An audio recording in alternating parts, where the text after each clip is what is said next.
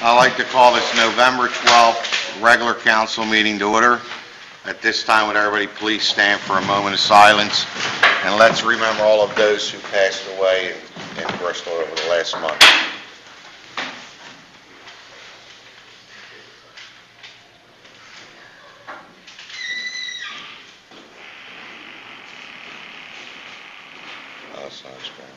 Please salute the flag.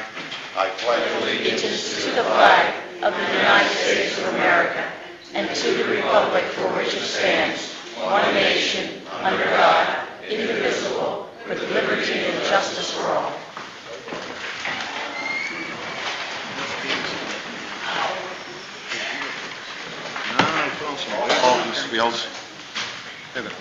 Mr. Devine? Here. Mr. Sabatini? Here. Mr. Pezza? Here. Ms. Cullen? Ms. Rodriguez? Here. Ms. Janelle? Here. Mr. Plensky? Mr. Di Giuseppe? Here.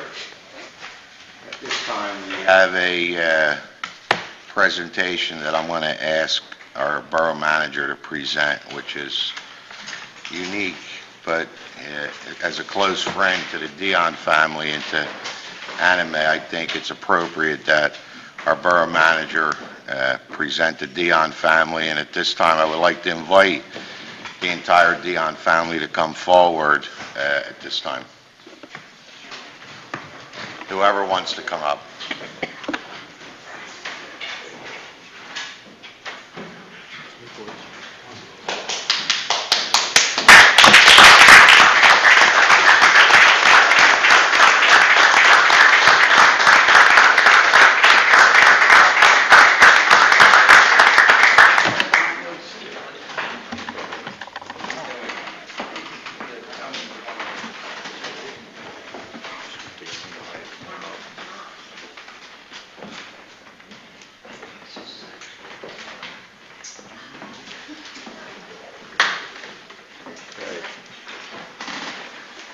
Council has allowed me the honor to present this plaque to Anime Dion and children, and it says, "In grateful appreciation of the mural by Willard Barrow from historic Bristol Borough," and in quotes it says, "The town Pat loves so well," and it's signed by the council president, dated November 12th, 2012.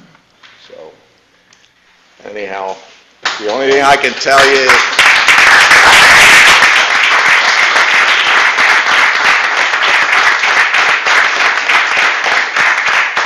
one short story I'll tell you is back when I was a young pup, about 28, 29, this fella wanted to see me, and he said, "I want to take you for a walk." So he took me for a walk down Mill Street, and he started giving me a deal I couldn't refuse. So Pat, at that time, was a supervisor out in Middletown Township, and me having 3 young kids and all, I eventually did leave, but I'm back here also. So. Jim?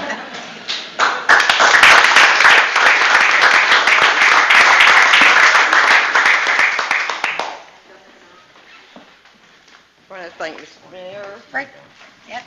You can't You hear can me. just speak. I can just speak. I think I have a big enough mouth. But anyway, I want to thank Mr. Mayor, Mr. Dillon, and the council for this honor. As everyone knows and knew my husband was a flea market and a yard sale. And my garage and my house prove it. Was in 2004 or 2008, he was taken to the hospital on January 3rd. Our kids had our 50th wedding anniversary for us in the hospital in May, and August of that year, he passed away. Cleaning his office out, I found this huge piece of what is it? Canvas. Canvas. Thank you. Canvas. And I opened it and I didn't realize what it was because and then when I opened it, it was a Bristol Burlington Bridge. And it was just a beautiful piece. Come right up.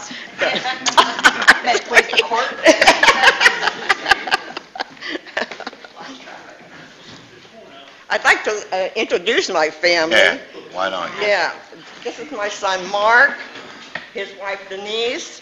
Their 2 children couldn't be there. One's in college and one's at work. His twin brother Michael, his daughter Paige, and my grandson Michael Jr. couldn't be here. My daughter Lisa, who was instigating and getting this all together. Good job. My son Vincent, who is named after his grandfather, his wife Grace, and my granddaughter Aubrey, and my youngest son Chris has Chris Beveridge up in Dublin, and he couldn't close and get down enough tonight. So we would like to all thank you for this honor. But anyway, I found this canvas, and it was huge, and I opened it, and it was signed, and I thought it had to be. I was going to go take it and see if I could get some money for it. But then when I saw it was the Bristol-Burlington Bridge, and my husband and the ones here and Jim and Lenny vouched that Pat loved Bristol. So I called Jim. Jim said, bring it down and they'll go over it. And they did, and they framed it, and it's absolutely magnificent. I was surprised. But I would like very much, and we're very honored, to have the son of the painter with us tonight. And his name is Dr. Lawrence Brower, and he is sitting in the back of the room. Well, you can put him up.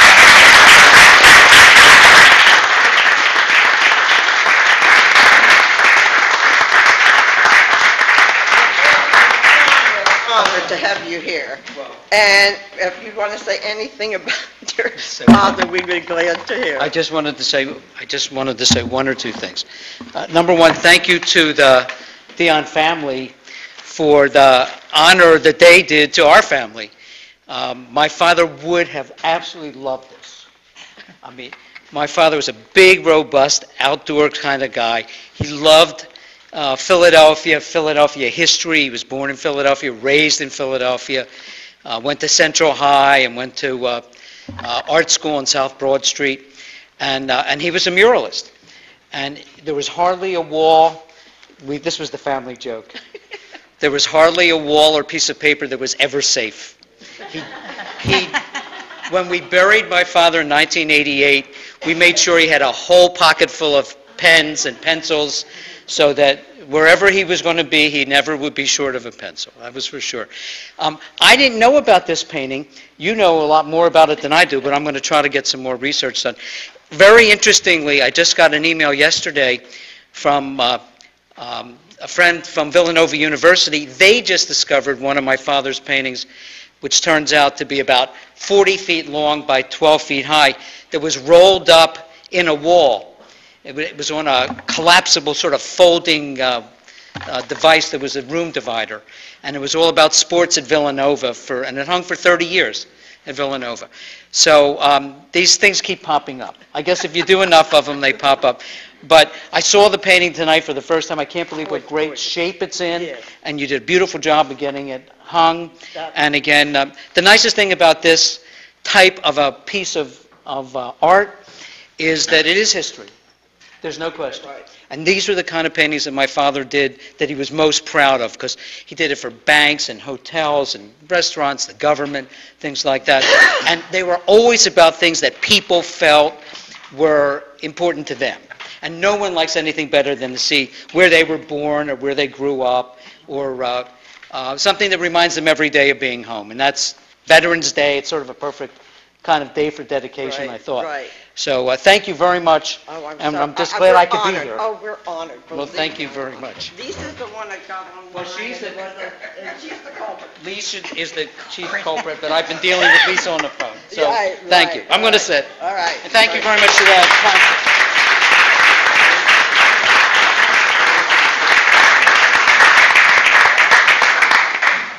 I just want to tell you there'll be refreshments after your meeting served, and they are the courtesy of the Bristol Pasquale Dion Sons of Italy Lodge. Also, my husband took Bristol with him everywhere. This was hung outside our door in Florida. So I am now giving this to you, and I don't care what you do with it. Anyway.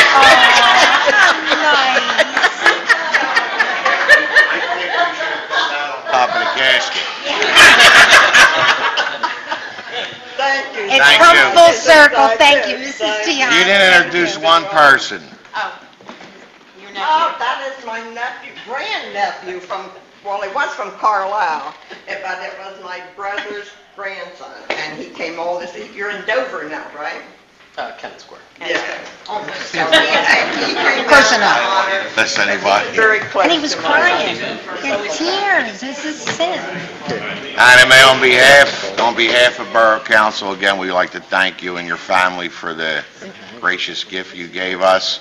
And if anybody wants to see it, it's in the community room. It's hung up under the boat that Pat Sabatini's family has provided a lot of stuff in this.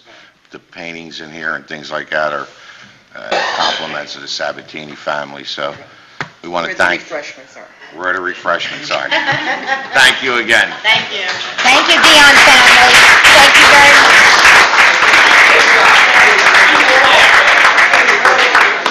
How you doing?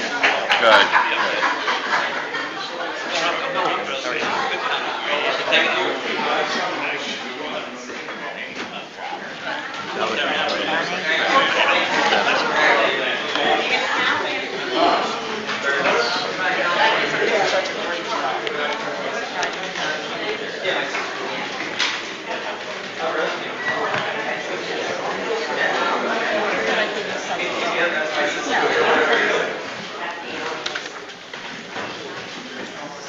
Wait 1 minute.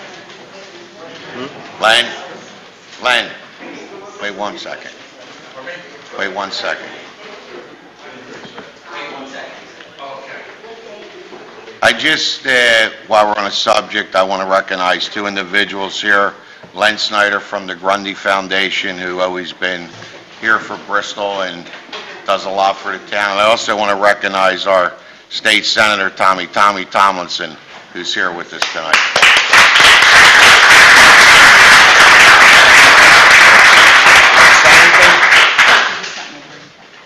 I'll see you back when we're done. Okay, at this time, I have Carol Ferguson and Rosemary McGoney-Stutsky here to talk about the tree lighting.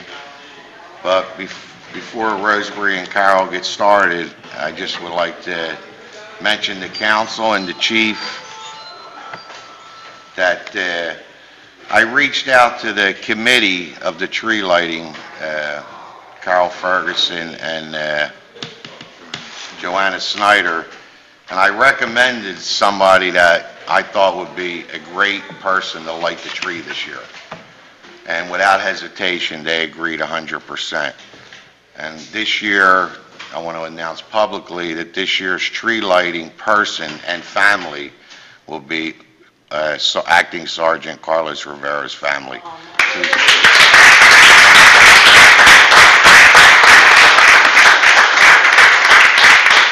Carlos wasn't with his family last year for Christmas. He was overseas protecting us.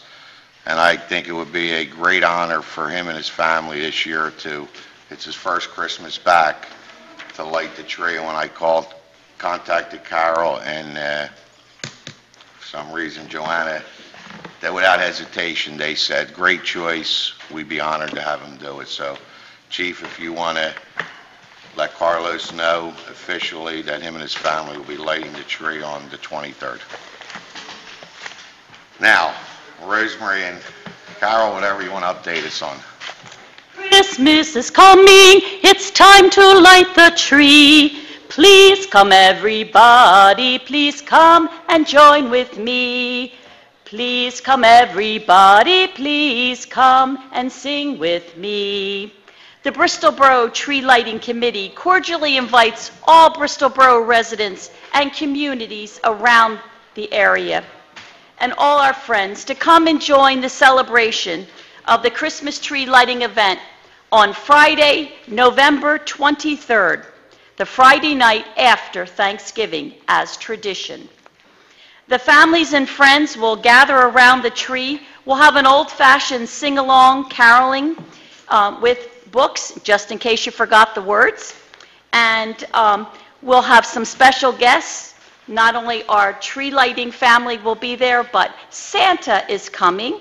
He'll be able to be sitting on a very beautiful sleigh. And bring your cameras, because there's nothing like a picture with Santa, no matter how old you are.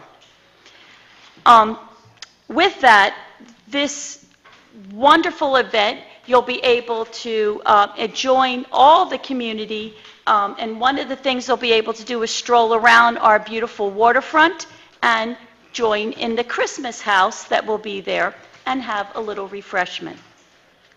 This wonderful event is possible through the incredible support of Bristol Borough Council and the generosity of the Gotzebin family.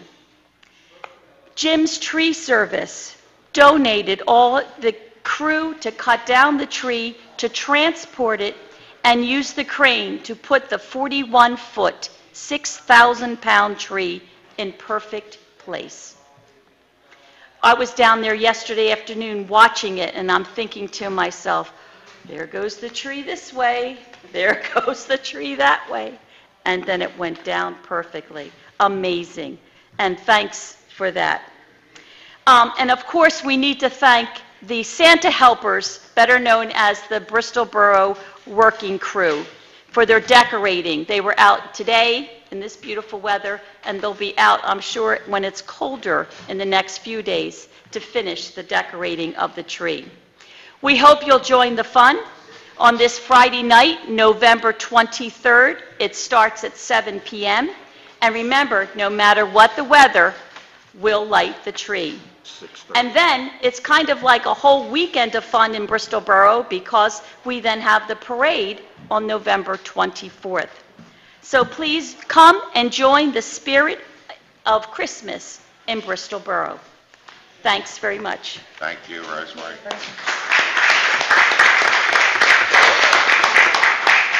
Rosemary, the tree lighting's at 7, but it says it's 6:30 on the postcard. So are they going to light it or you want to keep it at 6:30? We have sing before we light the tree. So 6:30, the festivities will start. Correct. Correct? Okay. Rosemary, thank you again, and we'll see you here for our Christmas meeting in December. Okay, we have one more individual I'd like to introduce tonight, and he's from Lower Bucks Hospital. He's the new CEO or whatever, Pete, you are. But Pete, I'd like you to come up and give us a brief update on Lower Bucks Hospital. Pete Adamo.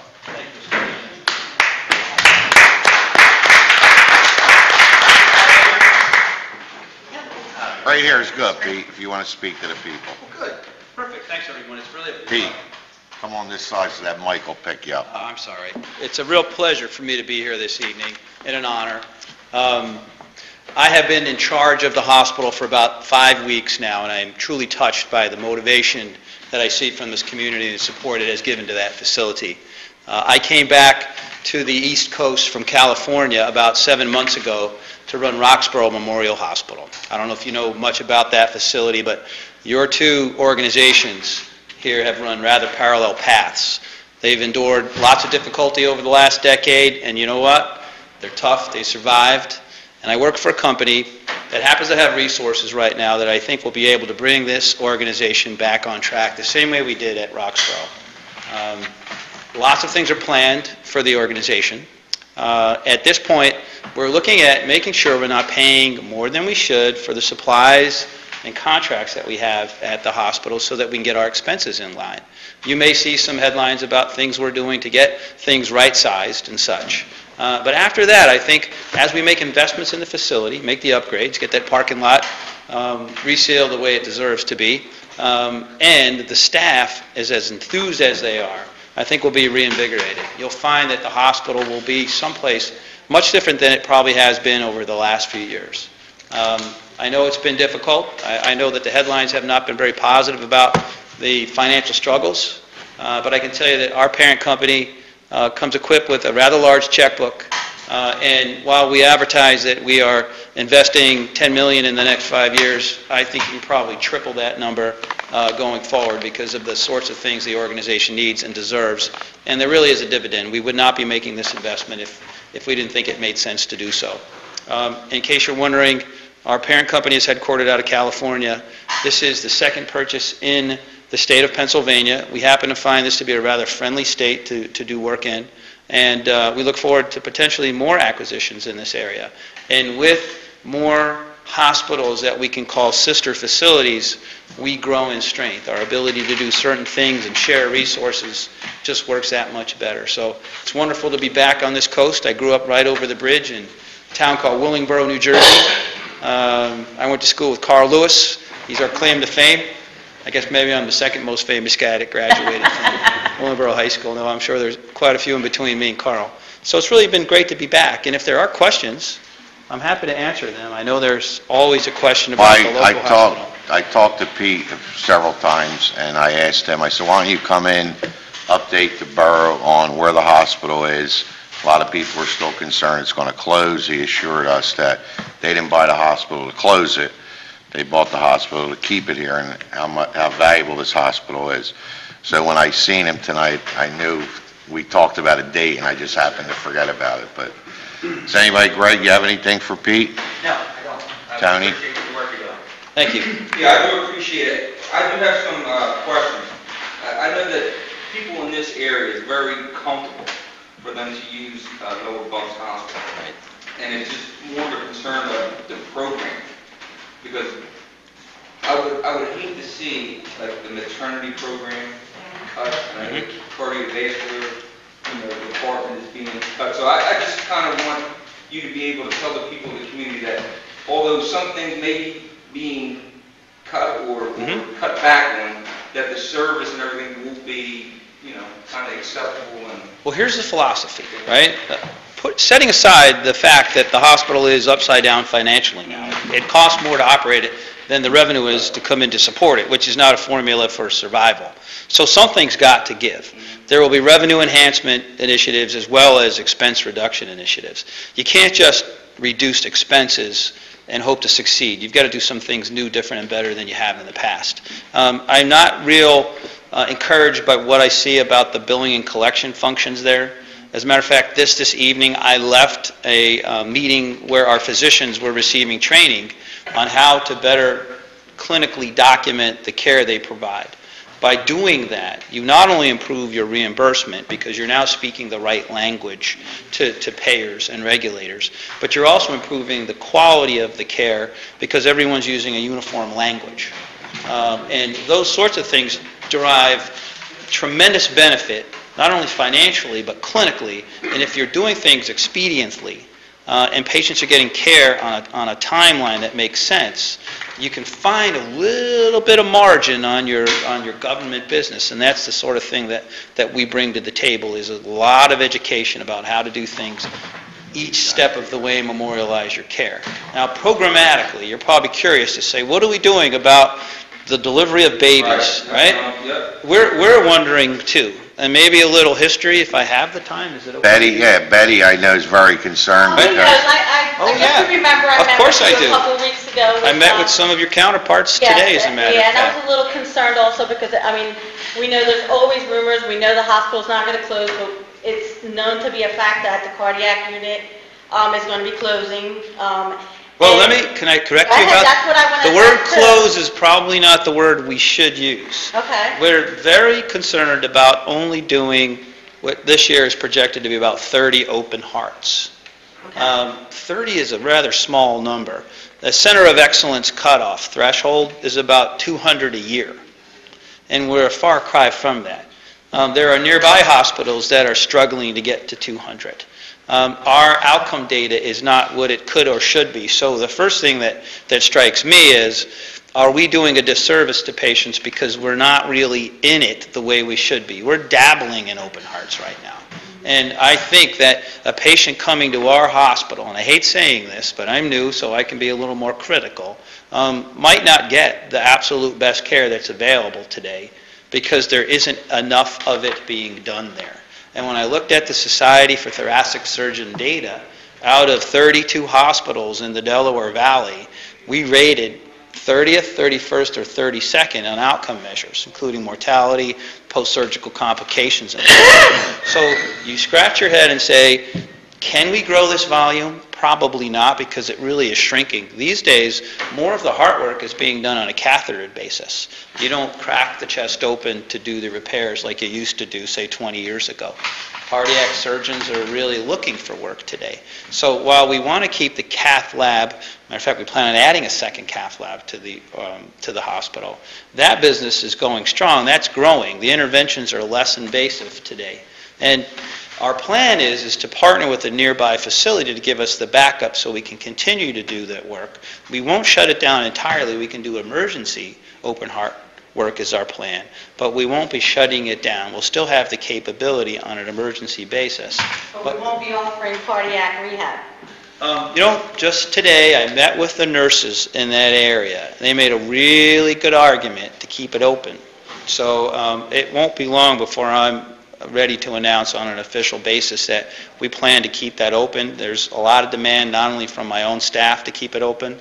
They came to me with lots of ideas, and the community has just been sending me notes and calling, and I'm realizing that this was much more far-reaching than we ever anticipated it being. So we're reconsidering it. I'm not ready to make the announcement official, but it looks awfully good that we'll keep it alive and watch its growth, and hopefully we can support it. And then we also have a really, important situation with the labor and delivery. I know since Center for Women's Health pulled out, I know what that is actually doing to the hospital. Right. But I just know from working where I work that patients around here need that hospital for labor and delivery for maternity.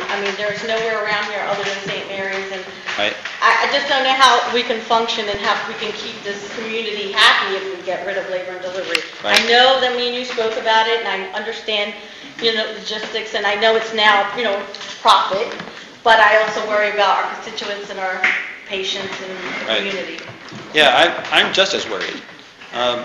If you remember, I shared with you a very quick and rudimentary profit and loss statement Yes, you did. for the OB operation. On an isolated basis, it's about $1 million upside down. Yes, that's what you said. And that's assuming that we stay with about 1,000 deliveries a year. The plan was to find a way to reduce certain expenses to narrow that $1 million gap. And one of my finance people said, it's not just about delivering babies. There's a lot of antepartum activity that's done. There's some postpartum activity that's done, and we should consider it as well. So we were able to find a way to narrow the gap between the $1 million and zero, which would be wonderful if we can get it to break even. So we went back to our obstetricians and staff involved and said, we have a plan. We're going to merge some of the activity in fewer locations, therefore we could economize. We're going to justify the operating loss in this corner of the building by using contributions from other related areas.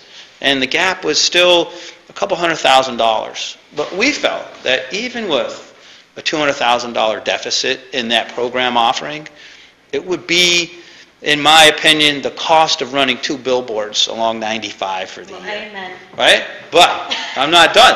That's okay. That's I'm not better done than what I heard before. explaining things, because you may have to hear more about this, because we're going to have to make a decision. Well, after the announcement, a representative from the largest group that does the majority of the deliveries announced that they would no longer do deliveries at our hospital, and they were taking them over to Trenton to the Capital facility. So with an already difficult financial circumstance, it went from difficult to practically impossible. So what I'm doing now is making calls to see if I can find other obstetricians who might be willing to come backfill that void now. It's going to be a long shot if something happens, but you can't say we're not trying. And that's where we are, and we're not ready to announce anything just yet. But if it goes on much longer, it's going to be a tremendous hole in the side of the boat. And to me, what's most important is that we save the hospital, not just one feature of the hospital. Pat, do you have anything? I brought it up at the work session. I'm very concerned about the maternity issue. Bristol Borough 95% of the people born or that live in this town, that's where they were born. And in order for future children born, babies, they would have to tramp themselves all the way up to St. Mary's, because area does not have a maternity area. So that brings up a lot of concerns, and I've gotten several phone calls on it. So I see your point with the financial end, but, what did you say in the paper? I don't know if it was correct or not, that 2 months is the time limit for that?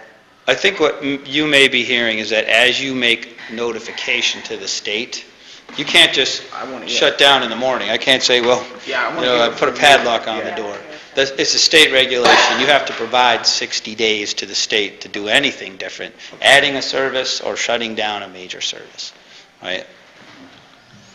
But you are going out for OBGYNs as much as you can? Yeah, doing what I can. Realizing, it's not an easy thing to do, to say, okay, I'm going to relocate and start delivering babies in the morning. There's a whole process. There's 9 months typically involved with most pregnancies, so it's not always easy to relocate them.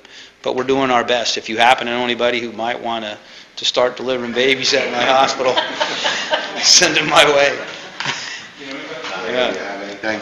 Robin? I just want to tell you that about 2 months ago, I had the misfortune of spending the weekend at your facility, and I got excellent care, and I was thrilled with the outcome, and I wish you well. It's a very good hospital. Our people do a really good job. Yes, they do. We're very enthused. And I say this to everyone, is that if you're going to do anything, no matter what the endeavor is, make sure you can do it enthusiastically, make sure you can do it well, and then make sure there's a little margin at the end of the day. And I think we're going to have all three of those things happen. I'm losing sleep over the whole OB thing. It's not fun. I know that I'll have to make a decision at some point about what to do, but we're scrambling, trying to find a way to maybe backfill that lost volume. Well, I know we have a lot of confidence in you, and we're glad the hospital's staying here and staying open. And like I said before, I think it's perception more than anything.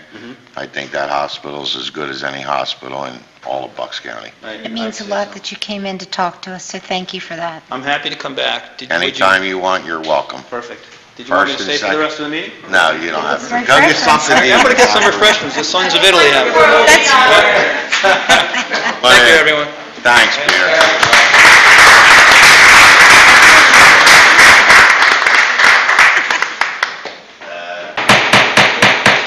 Okay, I'd like to reconvene this meeting.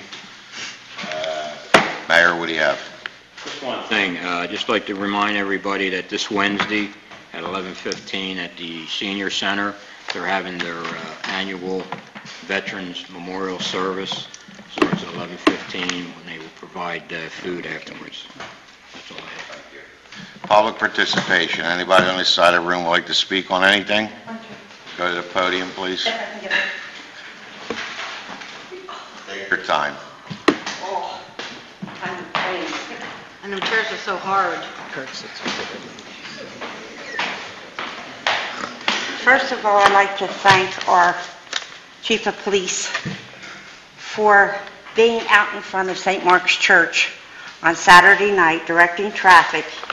It was so nice to see a patrolman there, because when you go across the street now, and you're going to 5 o'clock Mass, it's dark. Oh, yeah. And those cars come down that street like cars and trucks, like that's... But he did have somebody out there, and it was so nice to see. And another thing I want to talk to our councilman about, I guess those about the art, at the North Ward, I guess they're the only ones I can say this to. Our voting place where we go to vote and where we have to work for 12 to 14 hours on election day is atrocious. I am in such pain right now with my back because of the situation that we're under in that voting place, because the lighting is terrible.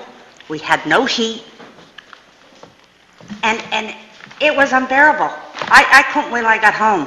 You know that. When I was leaving, I was like bent over. So, you know, Let me just if something can explain. be, I know this is a democratic or, Now, that has nothing to do with it. There's a line, and the way the line carves out is Buckley Street, and when you come across, you go into the westward. I spoke to Council Vice President Trinnell, and she's working with the county now to try to allow voting in either the ice skating rink or the new public school, even though it's not in that ward. You need to vote in your ward. That's the problem. And right now, there's nowhere in the North Ward that you can vote in. So I think it's really, to me, stupid that they won't let you put a machine in the skating rink. So we need to work on that. I mean, I know there's a lot of people that are disappointed that they got to go there, but right now, it's not as easy as, Billy, why don't you explain it also? 'Cause Well, you just were- so that you know, Pat, it's not Tony and Pat at all. They have no No, I know control. that, but, you know, It's the Board they're of the two- Elections. It's the Board of Elections Why don't I that have the oversees it. attorney explain we talked about this several times. Yeah, we were asked to look at that several years ago. What the Board of Elections said is that the precinct, I don't know if it's one or two, but the precinct that is adjacent to the elementary school, they would allow to use the elementary school, but not the other precinct. So I asked them, well, where could the other precinct go? And they said they can go to the high school. I said, well, that's ridiculous. You know, the point is you have to find a place in your ward that abuts both precincts. And unfortunately, there are not a whole lot of places that would be much better than where you are now. And this has nothing to do with our committee. Our committee's tried. It's the Board of Elections has basically said you can't move both precincts to the rink or to the elementary school. So we're kind of stuck with what we have until we could find some other place that would be Like the people suitable. that live on the avenues, they wanted to go to Bristol High School to vote because that precinct touches coming in from Trenton Avenue. And then the people from Spruce, all them streets can go to the new school. But it's something that I think, the county may be able to, or a judge may be able to say, we're going to allow this because the facility really doesn't accommodate the people. But that's something your councilman and the head of the party can work on and see what and our solicitor. so that's fine for parties, it's fine for weddings or that sort of thing. Shouldn't But be the in there to lighting begin is with. terrible. All right. And I said from the beginning, it's not a place that you should be voting in. Right. Pat, what do you have? I totally agree with Pat here. In fact, I seen the pain on her face when I went in to say hello to North 2. And it was cold in there. It was freezing. It was damp. It was, the doors are wide open. So, and it was cold that day. It was cold. And I said to her, I don't know if you remember, I said, it's going to be a long, hard day today. And if I had the power to tell the Board of Electors where to go, it would be either the rink or the new school, because it just makes sense. It doesn't make sense for people that dedicate one full day and put up all that time to have to sit in the environment that you and your other helpers had to do. And I knew it was going to be a bad day. I mentioned it to you. I think I mentioned it to yourself. And I don't like it. And I really would hope that Bill or Robin, I guess this would fall to you, right? Well, I'll get in contact. I've been in contact with the Board of Elections. So hopefully before the May primary, we could get something, but I can't make that promise because, like Robin just said, me and Tony, we have no control over that. But they do said have to bring it control up. to say, hey, listen, these women are in here and they are suffering. I seen it that day. I made a point of it, and I think it's very unfair. I mean, you're there working all those hours in lousy, tough conditions. Yes, it is. It really is. And Even Eleanor's in pain too. I could tell you right now, not to brag about the South Ward, but I love it there.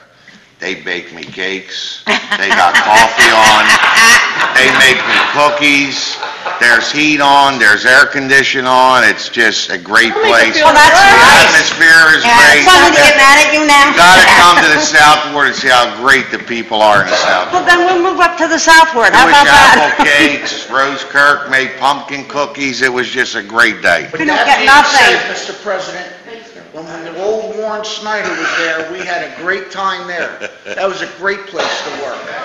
We get nothing. We had access to the cafeteria. Yeah. You had cakes, but we had the cafeteria. I shouldn't say that because we We'll see what did get coffee and donuts. But let's see if we can work with these people, and, because they take a whole day, and it takes, I could see the From way... 7 in the you were morning walking. until the polls All right, well, close. let's see what we can do. Although it's not a council issue, but I we'll know, see what we but can do. they said if I brought it up, maybe it will get some recognition, Okay.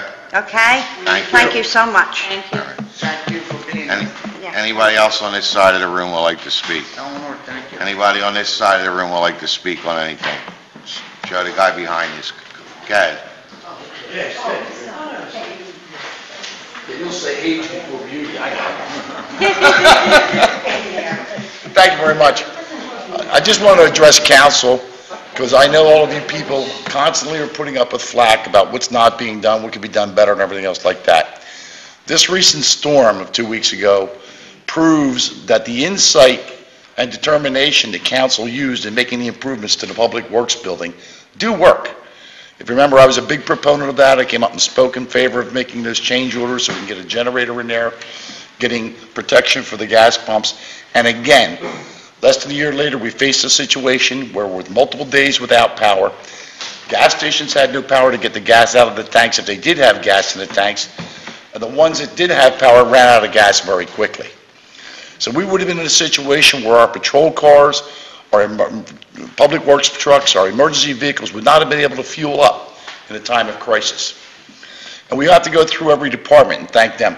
Police department did an excellent job. I came out of my house 2:30 in the morning, walked out front in the front porch, saw the patrol car, the SUV up and down every street with every floodlight on, and I trailed them going up and down every street the entire way, all the way through town, through Harriman, anyway, where I could see.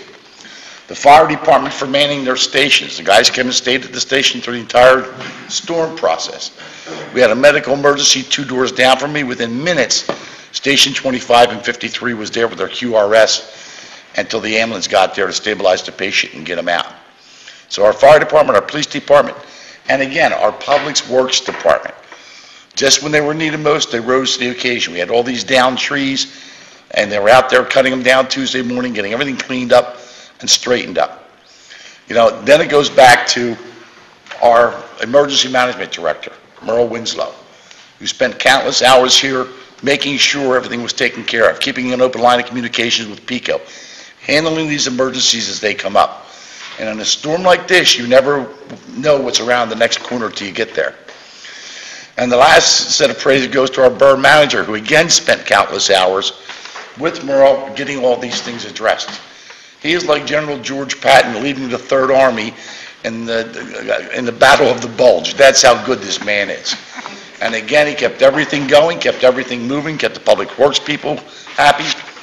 The only thing I would like to see come out of that is perhaps we could have a critique where Jim brings in all the heads of the department, see what went right, what went wrong, what equipment they may have used or needed in the future, and we can take a big overall look, not to criticize anybody, but take an honest to goodness look about the situation and the surprises that came up during the situation and how we can better handle them, or at least prepare to handle them. We had the stuff, the infrastructure in place to do most of the things we had to do. If you look at the newspaper reports afterwards, there's a lot of the municipalities that were scrambling days and weeks after the storm to get back together. Now, Yardley was talking about putting in a generator that they took out 10 years ago, if you saw that. We already had one for this building and for the Public Works building, so we can continue to move the town forward and protect the people. And the last one I want to bring praise to is the general public themselves. They were generally very well behaved. When you're going down without the traffic lights, they stopped like it was a four-way stop, letting everybody get through. So the general public, and I'm sure that some of the girls in the office got some complaints over the next few days, but generally overall, you see neighbor helping neighbor, and it moved forward. Everybody was paying it forward. And it was nice to see them get up to an intersection with the traffic lights out, and everybody stopped and let each other go through that intersection, going down Pond Street and everything else. But again, thank you to council. Like the old saying goes, an ounce of prevention is worth a pound of cure. And you hit the ounce of prevention. Thank you. Just so you know, when I stopped in, Merle had how big's that chalkboard or whiteboard you have? 4x6, and it had a list of every tree that as the calls were coming in, where they fell, what wires were down. And again, there were no gas stations, and the gas stations that were open, you couldn't use a credit card machine, so it was cash only. And Merle said it right. If we didn't do it right, this place would have been filled with people. I don't think Maria said she got any calls? I don't think we even got a call. So they did an outstanding job. I think we should name an alley over there in the middle of the ward, Boulevard. Just an alley? All right, sir, you want to state your name for the record and where you live?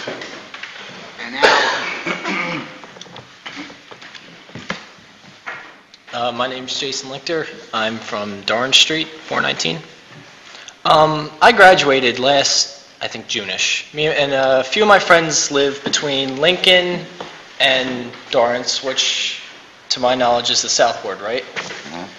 And since we've graduated, we've taken kind of an interest in the politics of Bristol Borough. So we've been watching a few of the council meetings online and whatnot. And as, you know, residents of the South Ward, we've noticed that Mr. Polinsky has not been at a fair amount of the meetings. And we were just wondering, well, I'm by myself, but we were wondering as a group, are we being represented fairly? As we've noticed. You can find a better councilman than him. Oh, nothing against him. He works shift work. Well, I don't even have to explain it. I mean, Leo, I don't just speak for him. It's nothing personal. I'm just wondering because we just don't see him at some of the meetings. We see a fair amount of the meetings, actually. He works shift work. Okay, that's fine. Another thing is there's a rumor in the area that he doesn't live in Bristol anymore, and I'm just wondering if there's any truth to that at all. 326 Dorrance Street. 326? 326. All right, thank you, sir. Anytime you want. All right, I appreciate that. Thank you for clearing up some of these No things. problem. All right? Anytime. That's it. Thank you, guys. Thank you. Anybody else have anything on this side of the room? That ends public participation.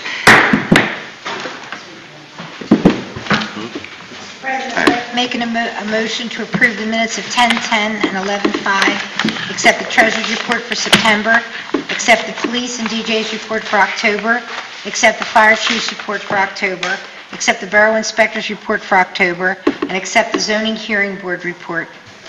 I have a second. Second by Ms. Rodriguez. Questions or comments? All those in favor?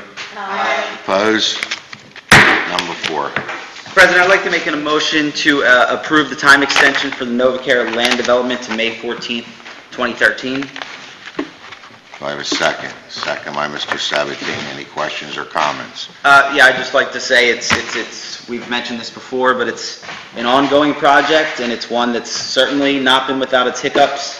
But I do think the time extension is worth the time, considering that it's pushing it back to the spring when it appears at this point in time with winter coming, not much work will get done before then. All in favor? Aye. Opposed? Pardon me?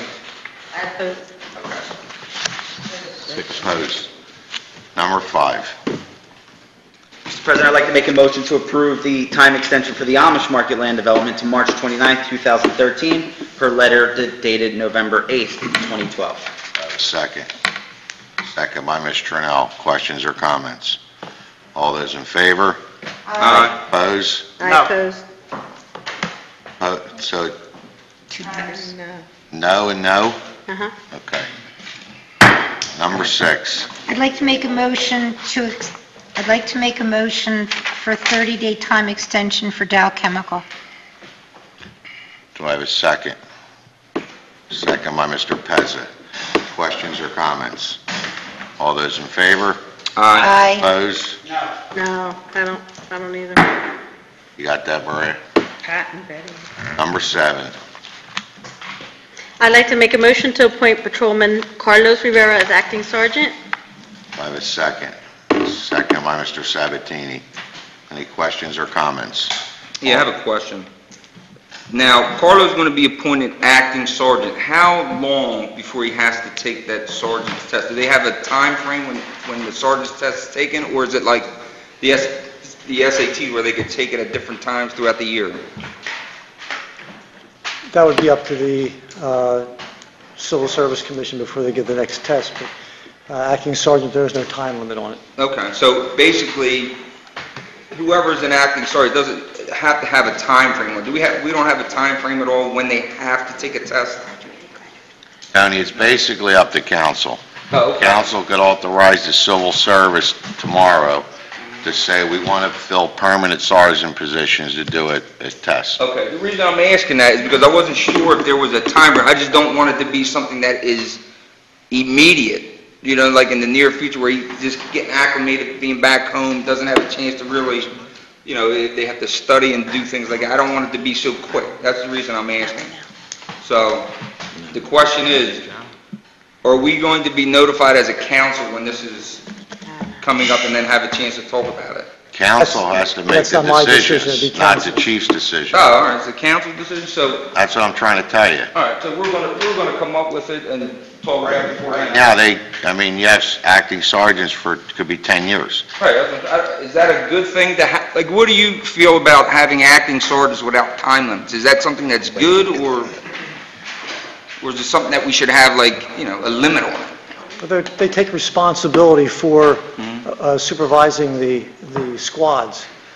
So whether they have the full position of sergeant or as the acting sergeant, they still handle that same responsibility, and they wouldn't be put in that position unless they were qualified. Right, but what I'm saying, I'm looking at it more along the line, like, I know as a teacher, right, sometimes we give teachers certifications, emergency certifications, where they could teach, but they need to get their certificate within that year in order to have that job. You know what I mean? Like, I don't want to, like, to me, it doesn't make sense to me that we have, you know, a sergeant's position, that they get a temporary sergeant forever. You know what I mean? I would like to see if they could pass the test if they're in that type of position. Yeah, that decision would be up to council. Okay, all right, thanks. That's it. Where were we? Did we second that? Yeah, we did. Oh, I got, all Question and right. comment section, Merle. And just for the record, Tony, before you can become a sergeant, you need to have 10 years. Okay.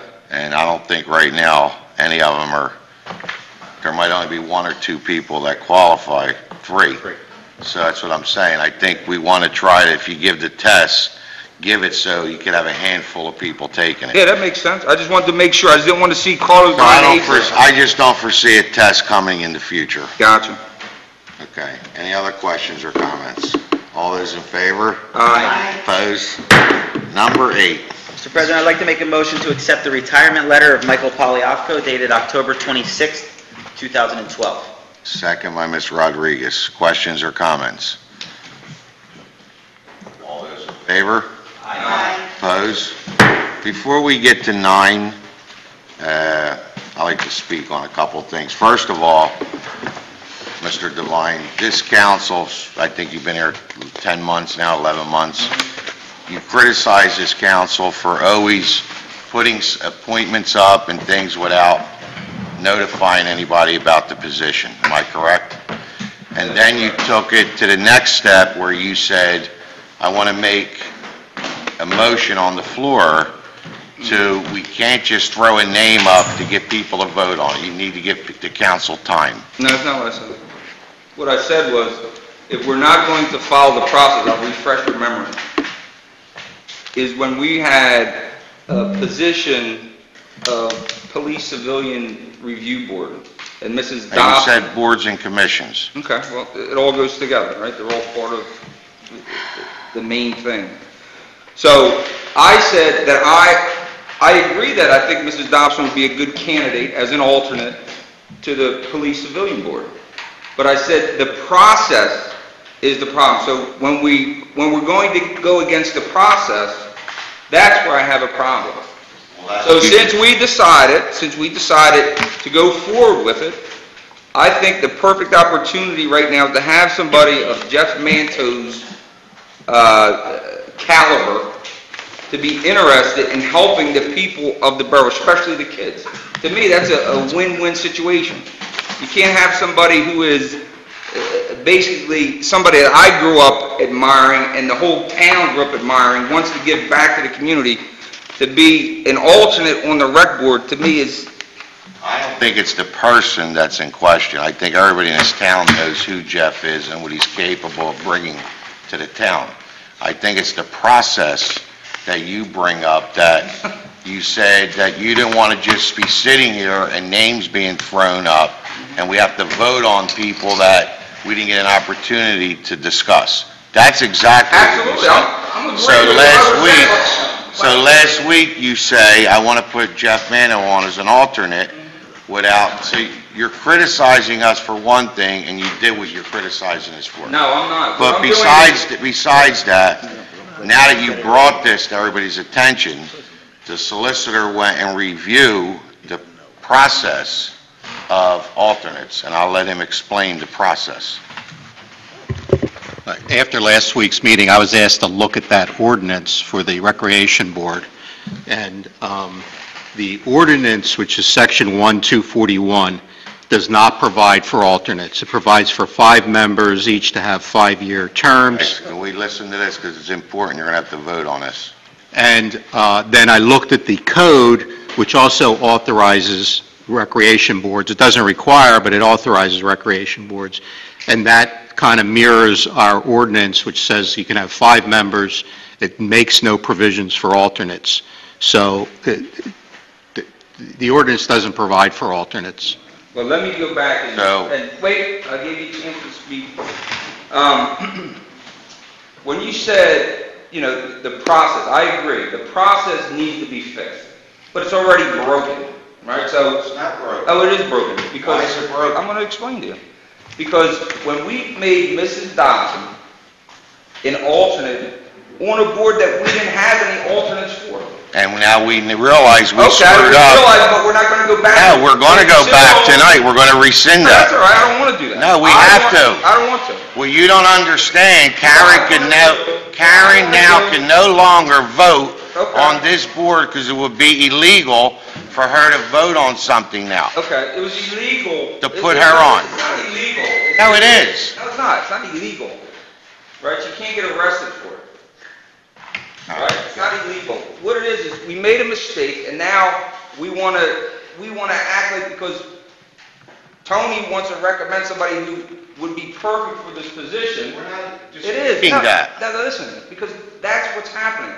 So let me read my motion, and then we can vote. No, what you don't understand I do is understand. the solicitor is telling us you cannot put an alternate on this committee, or Why you didn't we do cannot... it? Okay, here's the question. Why didn't we look at it the first time when you guys... made a mistake. Okay. So we have to rescind Karen Dobson now, and she has to be removed as an alternate.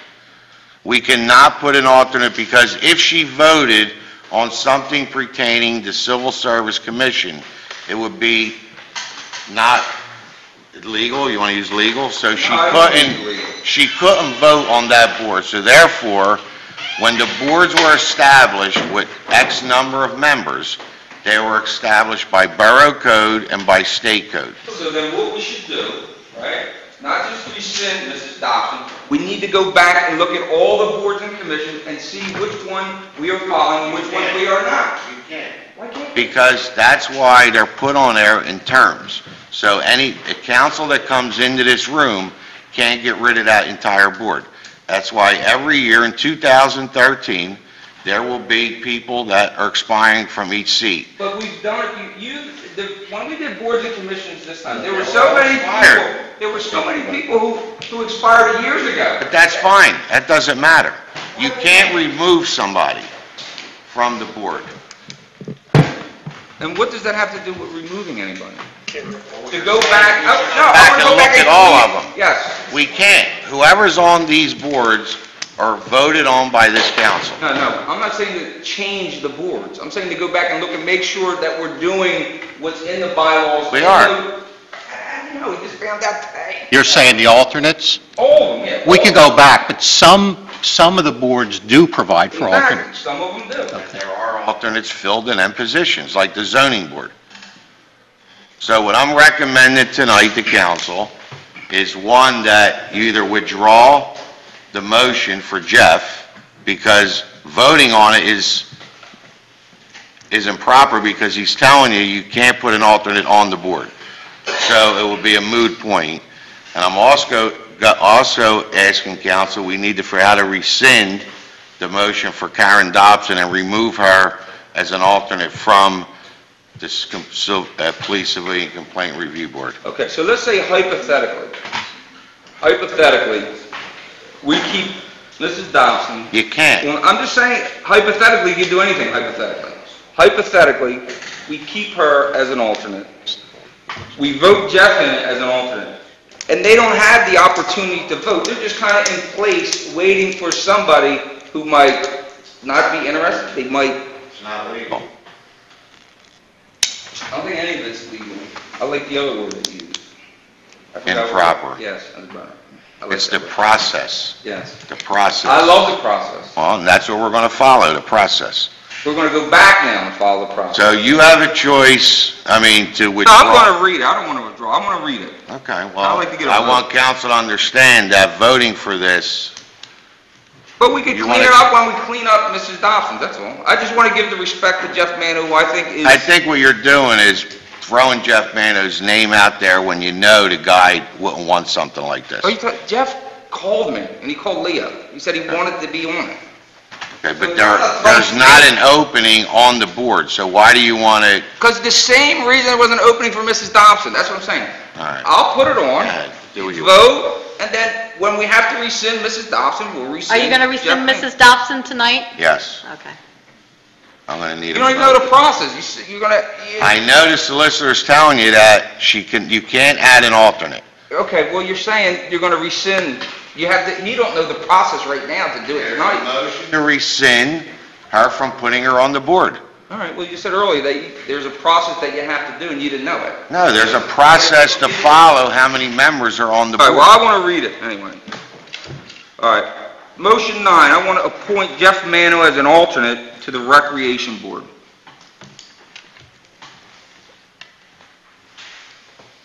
Okay, motion dies for lack of a second.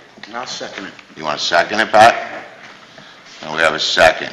You want to do a roll call vote, Mrs. Fields? I think that kind of puts everybody in an Well, awkward it's position now. ridiculous. We're in the position, so You're saying it's everybody illegal votes. to vote for them. You're in the position. It's not awkward, Can't because... serve on the board. You're in the position. And it's nothing against Jeff. I know him his whole life, and I would do anything for him. And I think everybody on this floor would do the same thing. I think Mr. Devine has put this council in a bad position. Not a bad position. But Ralph, doing it's like the this. right thing We're going to is- do the right thing. This is the right thing.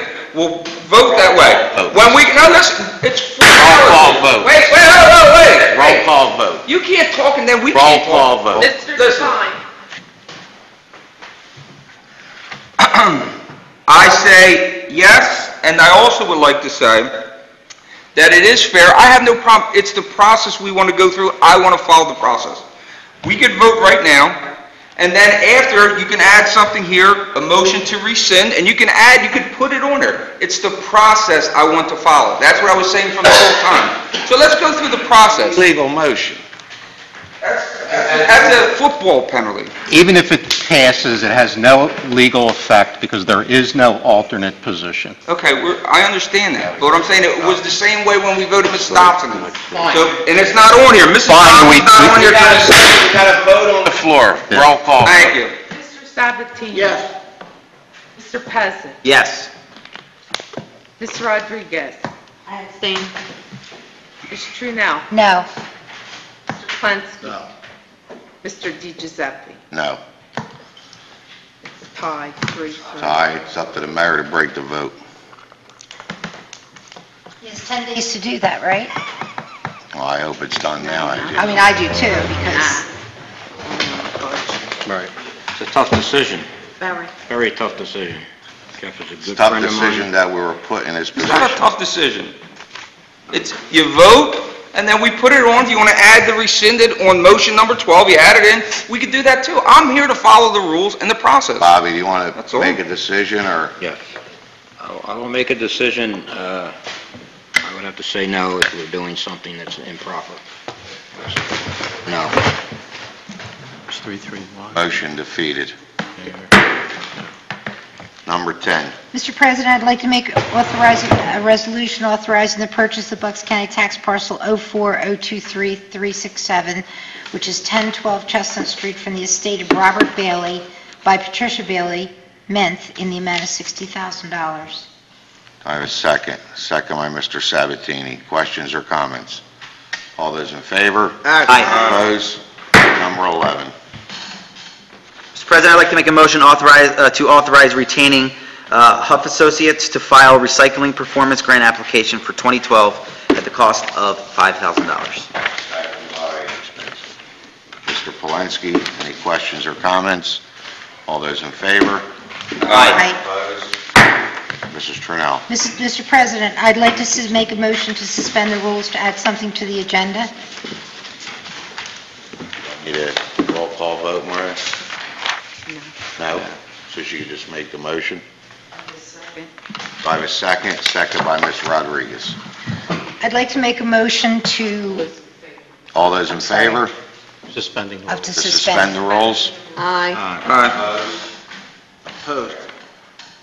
I'd What's like, that? he's opposed to suspension. You're opposed? Yeah, Okay, I just want to get it on the record. that's, I'd like to make a motion to rescind the appointment as an alternate of Karen Dobson to the Civilian Complaint Review Board. Do I have a second? Second by Ms. Rodriguez. Questions or comments? I'd like to make a comment. I certainly understand the solicitor's point, and I understand the explanation, and I'm sure he's even correct. I don't doubt Mr. Salerno's knowledge on the law. And I don't disagree that this has been a tough situation. I'm always in the camp of you don't take a bad situation and make it worse. And I think Karen Dobson's a valuable member. I'm the one that recommended she be put I know, on this as an I alternate. understand. I'm not saying it's easy for you. I'm just saying, But if you don't do the right thing, then what the hell are we all sitting here for? well, in my opinion... But that's the right up to point- you to vote. Everybody votes the way they want. Yeah, I agree. And in my opinion, I just don't think it makes the situation better to rescind So Karen we're going Dobson. to put some, okay, anybody else have any questions or comments? So we're going to leave somebody on the board that can make a decision on a police officer that we know could come back and jeopardize this council, or there could be a lawsuit against this council, because she's not supposed to be on the board, now that this was brought to our attention. And we could honestly sit here and vote for somebody for political reasons. That's insane, but That has absolutely let's do a roll call vote again. what's the motion? Yeah, what's the motion? Yes. She stays, no, she goes, to rescind them. Yes? No, the motion is to, what's the word I used? Rescind, thank you, is to rescind her appointment as an alternate to the Civilian Complaint Review Board. Which means remove. Rescind, take her, she All right. can't be on because it's improper. It was So, an yeah. improper appointment from Ward 1. from Yes Ward is to Gary. rescind, no is not to. I would like to see this done in a more, I don't want to say professional way, so at this point, I'm going to say no. Mr. Sabatini, I don't want to see her rescinded. Mr. Pezza, No. Ms. Rodriguez.